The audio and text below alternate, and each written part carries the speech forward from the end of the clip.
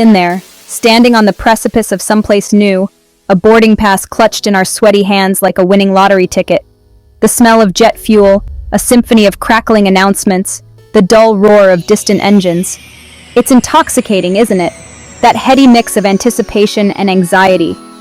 But before you can lose yourself in the labyrinthine alleys of Marrakesh, or find yourself face to face with the Eiffel Tower, there are a few things you need to know. Let's be honest, traveling to a new country, especially one where they might not speak your language or share your customs, can be daunting. It's like ordering off a menu where you don't recognize a single ingredient. You might end up with something delicious, or something you spit into your napkin when the waiter isn't looking. Planning your next international trip? Here's everything you need to know to make your journey smooth and enjoyable. Let's start with the obvious, shall we? You can't very well hop a plane to Bhutan with just a library card. You need a passport, that little booklet that proves you're not some international fugitive. Make sure it's up to date too. Some countries won't let you in if your passport expires within 6 months of your arrival. They want you in and out, spending money, not threatening their delicate ecosystem by overstaying your welcome. Now, a passport is your ticket out of Dodge, but a visa, that's your backstage pass. Some countries require them, some don't. It's like trying to score a seat at a crowded bar. Sometimes you need to know the guy at the door. You can usually apply for a visa online or at your destination's embassy. But be warned, this isn't something you want to leave until the last minute. Bureaucracy moves at its own pace, and that pace is often glacial. Trust me, nothing kills the mood like being stuck in your own country because you didn't file the right paperwork. Now, you've got options. A traditional passport book filled with empty pages begging for stamps or a passport card. The card's cheaper, fits in your wallet, and is good for air travel within North America, the Caribbean, and Bermuda. And this is a big but, it's only valid for entry by land or sea from those places. So you want to go further afield? To taste the pungent spices of India, or lose yourself in the neon-drenched streets of Tokyo. You'll need the book. It's like the difference between a studio apartment and a sprawling villa. Sure, the studio might get the job done, but the villa? That's where the real adventure lies. And remember, keep those documents safe. We're not talking tucking them in your back pocket and hoping for the best. Get yourself a money belt, a hidden pouch, something, anything, to keep those precious papers out of the hands of opportunistic souls who might see your disorientation as their payday. Because losing your passport in a foreign country, my friends, that's a special kind of hell. Trust me on this one.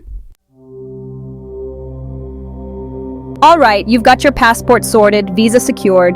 You're practically an international man or woman of mystery. But hold your horses, Indiana Jones. Before you go charging off into the unknown, let's talk about research. Because knowing where you're going and what to expect, well, that's the difference between a tourist and a traveler. We're not just talking about which 5-star hotel has the fluffiest bathrobes. We're talking about cultural immersion, baby. What's the local etiquette like? Do they bow, shake hands, kiss on both cheeks? Do they drive on the right side of the road or the left? Are there any local customs you need to be aware of? Learn a few key phrases in the local language. It doesn't have to be much, but a little effort goes a long way. Hello, thank you. Where's the bathroom?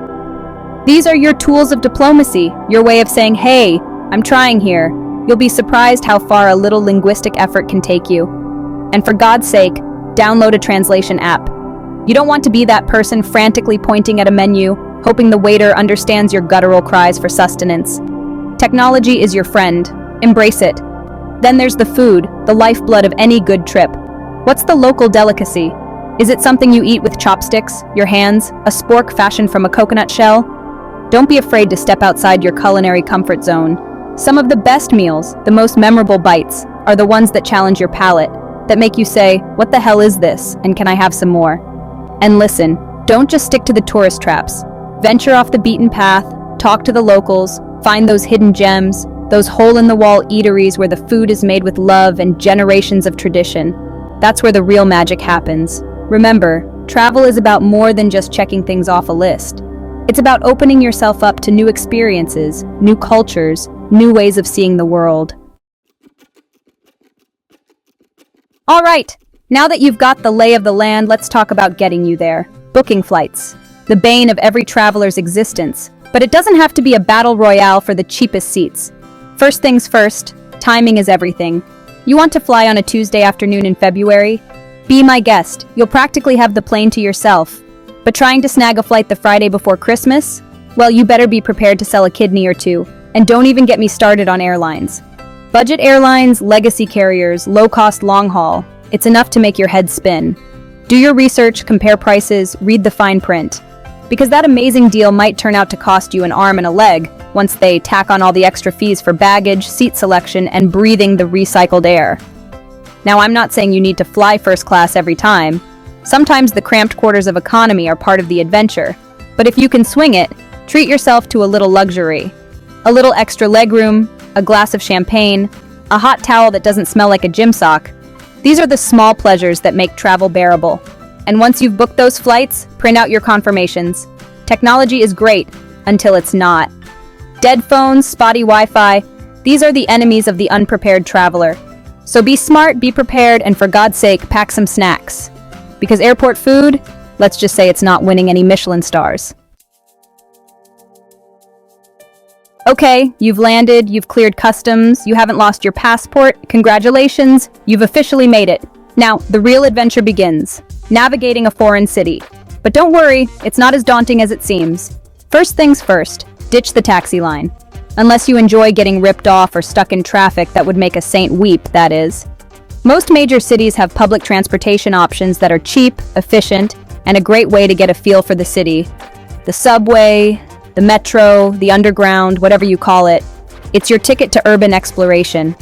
It's a melting pot of humanity, a crash course in local life, and a great way to get from point A to point B without breaking the bank. Plus, you're guaranteed to overhear some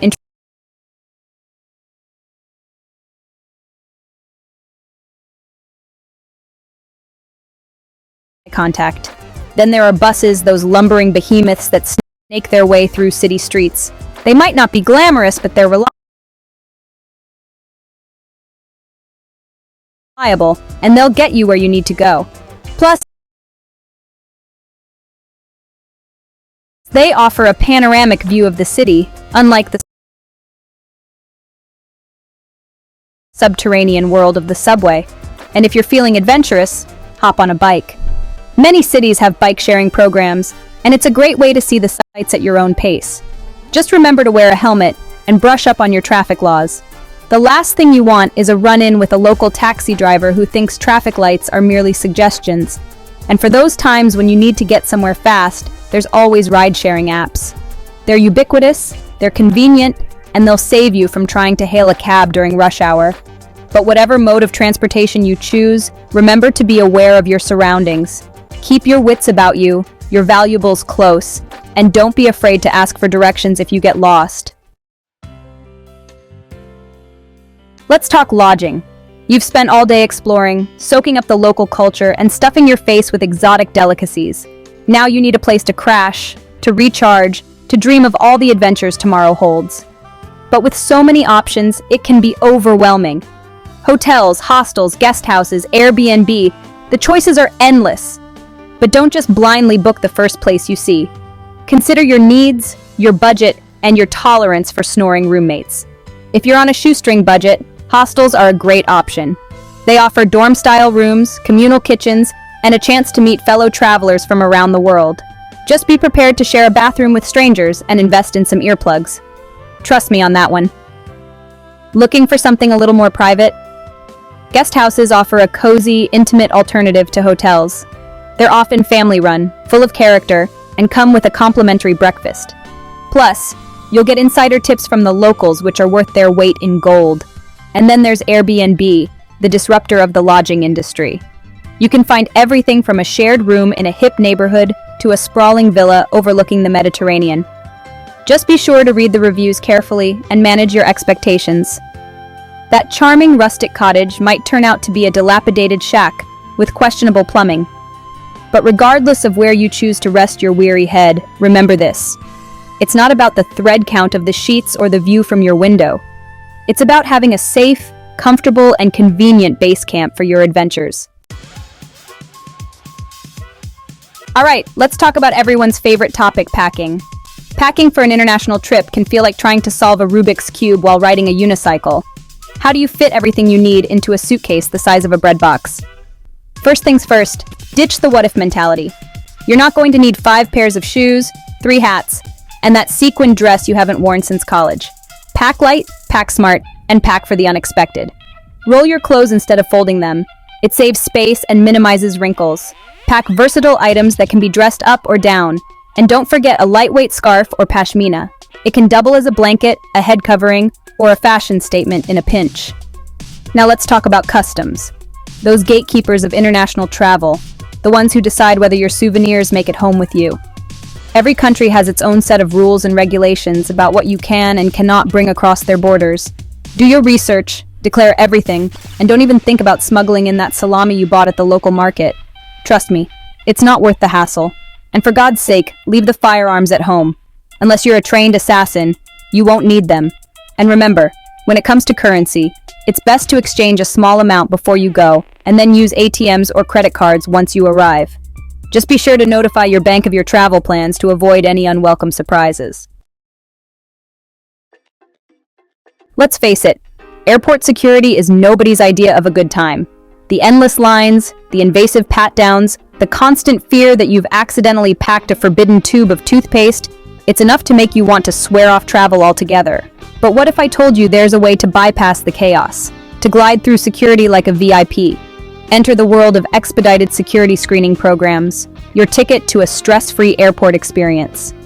Now I'm talking about programs like TSA PreCheck, Global Entry, and Clear. They might sound like something out of a spy thriller, but trust me, they're the real deal. These programs allow you to breeze through dedicated security lanes, keep your shoes on, your laptop in your bag, and your dignity intact. Sure, they require a bit of upfront investment, an application, a background check, a nominal fee, but the time and hassle you'll save are priceless. Plus, you'll feel like a rock star, flashing your special card and bypassing the huddled masses. To see if you qualify and to enroll in a program, visit the official website of the relevant agency, like the TSA for PreCheck or CBP for Global Entry. So do yourself a favor and sign up for one of these programs. Your sanity will thank you. Well, there you have it. Your crash course in international travel, courtesy of yours truly. Look, the world is a vast and wondrous place, full of incredible experiences just waiting to be had. But it can also be intimidating, especially if you're a first-time traveler.